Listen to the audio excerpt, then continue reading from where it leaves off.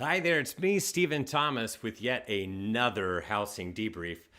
First, I wanted to bring you up to speed as to what is going on within the real estate industry and the real estate market. Of course, we're going to talk about the big changes in the real estate industry. Those changes took effect, and we're actually taping this. Taping, that makes me sound old, but we're recording this on Friday, August 23rd. It will be the seventh day that the new policies went into effect, the National Association of Realtors settlement.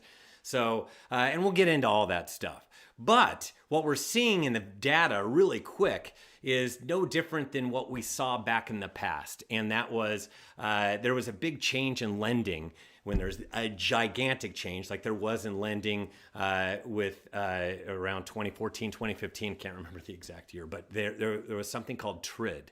And it changed the way that all lending had to be done. And I remember back then, everybody was just absolutely worried about what was going on and thought that this was going to totally change things. It was going to choke demand. And it did choke demand for a month. And then after that, it bounced back after that month. Kind of seeing that in the numbers. We're actually seeing inventories rise a little bit right now and demand falling right now a little bit. And so the market seems a little sluggish and slowing down, but it's not really what's going on within the real estate trenches. What's going on is the real estate industry is digesting a new way with all brand new contracts and everything else, which is just slowing down the system because not everybody understands all these different contracts yet. They're not. They've been practicing and doing everything behind the scenes, and now it's time to put it into the actual day-to-day operation of the real estate industry. So they have to work out all the kinks. So what we're seeing is not necessarily what's going to happen, but about a month from now is when data will realign and we'll be able to really see the different trend analysis. It's very hard this first week to even see, okay, what's really going on in the marketplace because all the marketplaces are behaving the same. There is a difference in pending sales, and as a result, we're not placing them into pending status. There's a little accumulation of inventory right now within the last week. But that gets us into the big commission shakeup is here. It started last Saturday. The industry will adapt, and this definitely reminds me of Y2K. I had a neighbor, this was the year 2000. When we went from 1999 to the year 2000, all the different computers out there had only the last two digits of the year. So it went from 99 to not 100 to 0. And that was supposed to bring an end to everything. We were supposed to have airplanes fall out of the sky. We were supposed to have the banking system collapse and you're not be able to access any of your money. I had a neighbor that had bought 2 trash cans, filled it with water and food and canned food and different things like that because the world was going to come to an end and they were prepared. I wasn't prepared.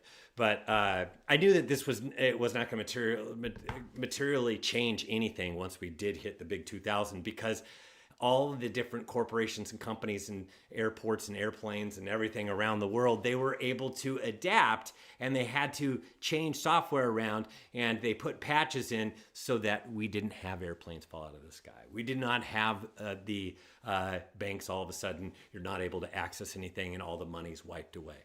That's not what happened. So Y2K was a big dud. And so it's kind of like with everybody saying out there that, and I remember the plaintiffs talking about this, plaintiffs' attorneys for this whole entire litigation that occurred and was settled at the end of last year. That and then NAR did this settlement in order to proceed and be able to continue to function. Okay, so what the biggest argument that they made was that property values would come down because sellers would no longer have to pay for the buyer's agent's commission. This was what they're stating that, but that's not the way that things will work out at all. Right now, there's not going to be my neighbor who has their home on the market. It's not going to reduce their asking price by a bunch of money because they're no longer paying for the buyer's agent's commission. First of all, every seller homeowner out there wants to get what that last comp was, and they will do whatever they can to get that last comp. So they're not going to be giving away dollars up front. That's just not what's going to happen.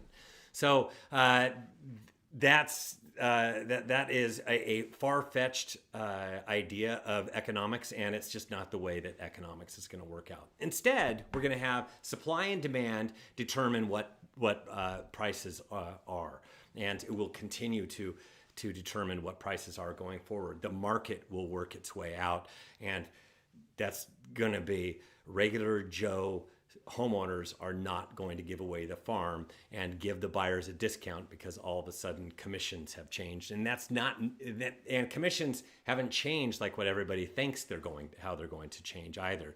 Everybody needs to educate themselves on this as well. So there's a lot of fear out there within the real estate industry, but the Penn State research, they released something that 91% of all worries are false alarms. They did this big, gigantic study and followed these people around for a long period of time and found out 91% of what we worry about are just all false alarms. So at the end of the day, it's like really there's been a big paradigm shift. It's who moved my cheese? All of a sudden, the way that the real estate industry worked before and the way it is right now is a bit different. And it's a big change with all these different contracts and everything else that have changed. But in the end, this will all work out. They will figure out a way of making things work. And they being the real estate industry. As far as buyers and sellers are concerned, buyers will continue to want to buy houses. That's the way it is. People will want to buy. And the homeowners will want to sell. So there will still be buyers and sellers that will be out there. This has not changed anything. And the real estate industry has proven that they're extremely resilient. There is definite resilience within the real estate industry and the ability to adapt, kind of like chameleons. All of a sudden they change their colors to and modify things so that they can continue to function. And we have seen this in the past with the Great Recession.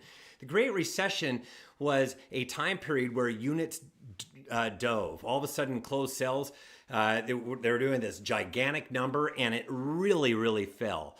It came to a screeching halt. It started in 2006. 2007 really came down, and 2008. And it was way fewer number of closed sales all of a sudden. That was the Great Recession. There was also foreclosures and short sales, and the short sales had mounds and mounds of paperwork.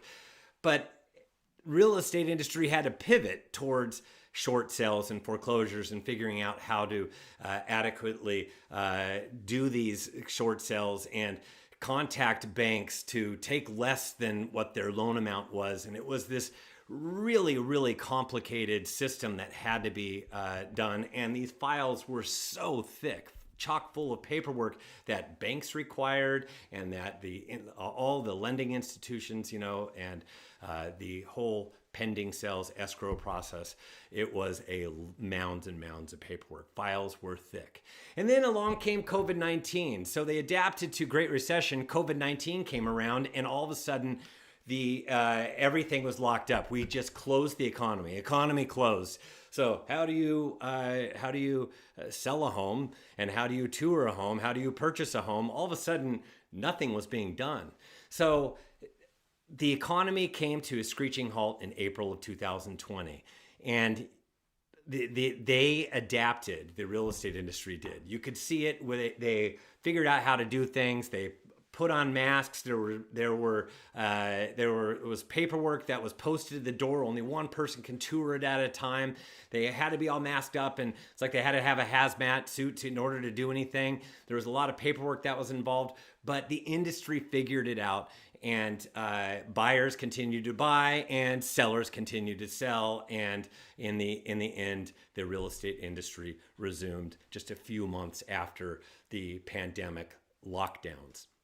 So it really is the survival of the fittest. It was during the Great Recession. It was during COVID. It was who was able to adapt the fastest. And those are the people out there that are trying to crush it, that are continuing to do everything in their power to just plow their way through and continue to represent buyers and sellers. So there really is this survival of the fittest. And it just comes down to, we're going to create a real estate industry that is extremely, extremely professional at the end of the day. When you have survival of the fittest, the most professionals, they rise to the top. It's like the cream rises to the top.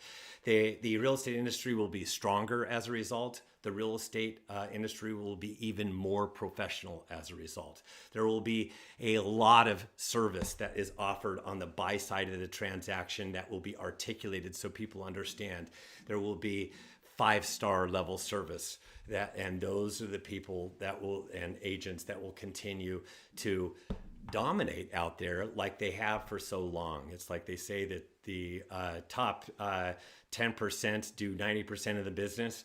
And there is a bit of truth to that, and that's because there are so many people out there that are within the real estate industry. Those that treat it like a profession are the ones that succeed, and those are the ones that give that 5-star service. And it's what it's going to take. And these people, this is part of the survival of the fittest, are people with confidence that they know and they've embraced the change. The change is here. There's no use complaining about it. It's just move on, figure out how to do business now. And it's coming up with that unique value proposition and articulating that unique value proposition. It is having a home buyer's guide that explains the entire home buyer process. Everybody's been busy getting together their value proposition and their home buyer guides.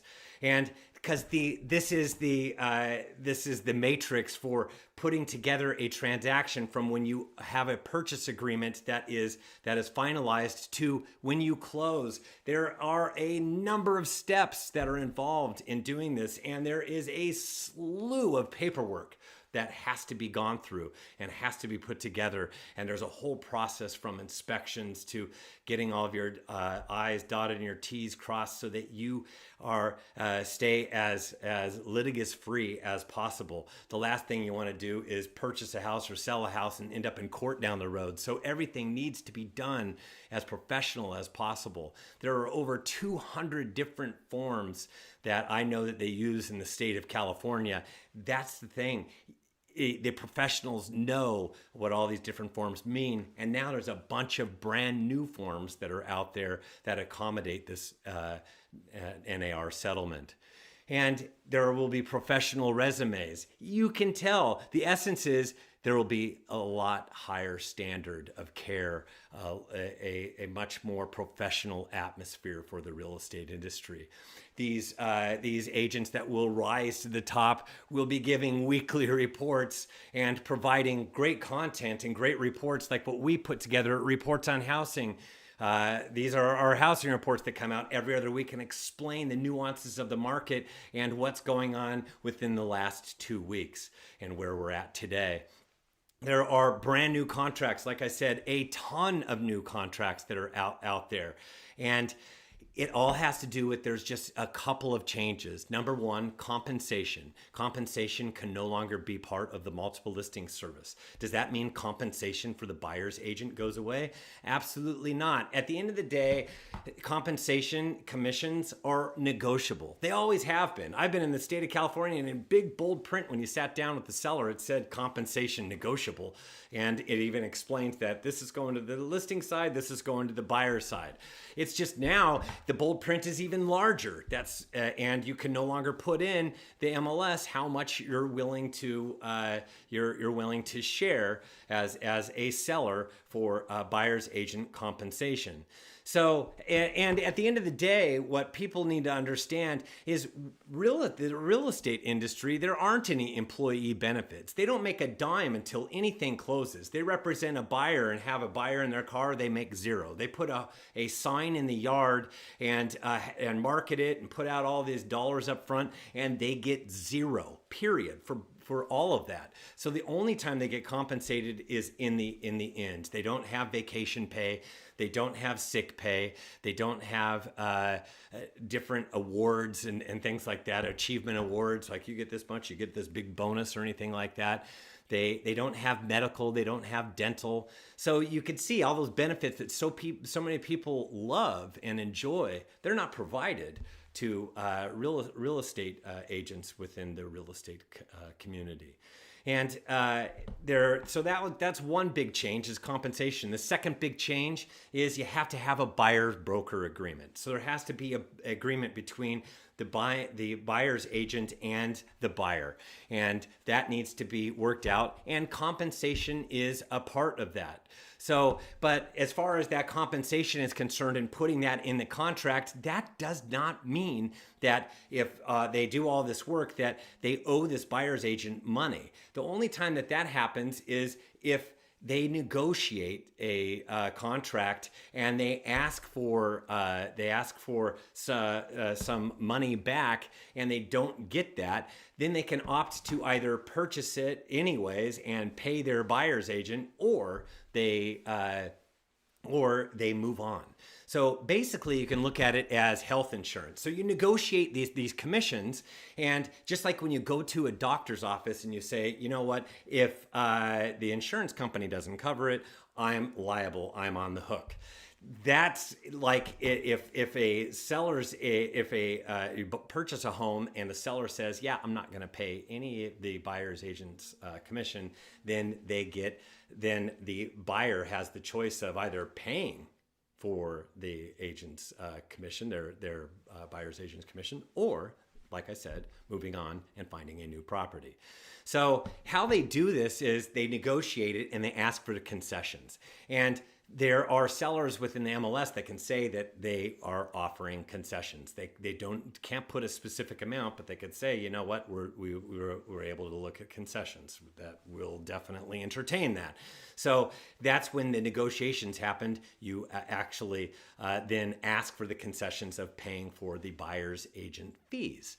And so it kind of sounds like the same thing, doesn't it? It's just all the paperwork changed, and in the end, these concessions are being made, and I don't think it's really going to change much at the end of the day, because here's a few things that you should understand. It's 90% of all. This is for a Southern California study we just did. It was 90% of all closed sales were represented by a buyer's agent that was not connected to the listing. So it's only 10% of all closed sales, actually the listing agent represented both the buyer and the seller. And in the end, with dual agency, they really are only supposed to be representing the seller. So it's very hard to represent two parties, which is why there's this real issue with dual agency. I'm not going to get into that at all. But what this says is that, you know what, pretty much most of transactions that are out there, there's a listing agent that is listing the home, and there's a buyer's agent that's representing the buyer. So that's 90% of all transactions in 2024 through July 31st. And then nearly everyone, buyer's compensation from the seller. They got a compensation from the seller, but that at the end of the day, when the property closed, the seller ended up paying for the buyer's agent commission. This is where they think that this is going to go away. But here's what has happened over time. When people have purchased homes, the seller, when they purchase that home, the seller has paid their buyer's agent commission.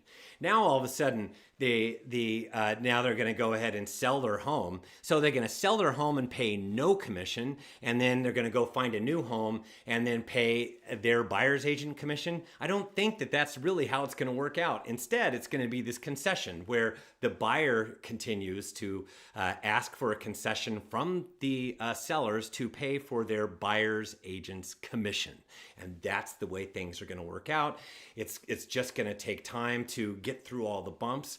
But in the end, what we feel is going to happen is going to be more of the same. The seller pays the buyer's agent's commission. It's the way the industry has worked for a very long time. It's kind of the way that it's going to materialize, but everybody's going to be very aware that all commissions are negotiable. And that was the whole entire point in the litigation. So now on both the seller and the buyer side, they all are very involved on the compensation piece for both the sellers with their listing agent and the buyers with their buyer's agent, and through negotiations with the seller again. So it's just a bunch of choices. And at the end, if they want to sell a home, somebody is going to have to give. And in the end, when somebody has to sell that's been on the market for a while, pretty sure they're going to entertain properties with compensation, concessions for the buyer's agent. So at the end, like I said, somebody moved the cheese. There's been a big paradigm shift for the real estate industry. So where is that cheese? The entire real estate industry will figure this out. And in the end, they will get the cheese. So if you like this content, I invite you to like and subscribe to our channel. Go to reportsonhousing.com to get any of our different, we have plenty of reports that dot all over SoCal, including Ventura, a report for each of the counties. We have the Bay Area as well, Maricopa, Phoenix, and Clark County, Vegas. That is where our reach is right now. So go to reportsonhousing.com, go there to subscribe, and you'll get the most recent report, which is still waiting, no offers. If you're in the Bay Area, or if you're in the Inland Empire or Phoenix, Vegas, you'll get this one, still waiting, no offers, this coming up week, which is right around the corner. And if you want a free month, when you go to reportsonhousing.com and subscribe to one of our reports, utilize the coupon code CHANGE, because there's some change that's occurring right now. So I thank you for staying tuned into another one of our housing debriefs. I hope you have a fantastic finish to your week. Have a wonderful weekend, and we will see you yet again on the other side.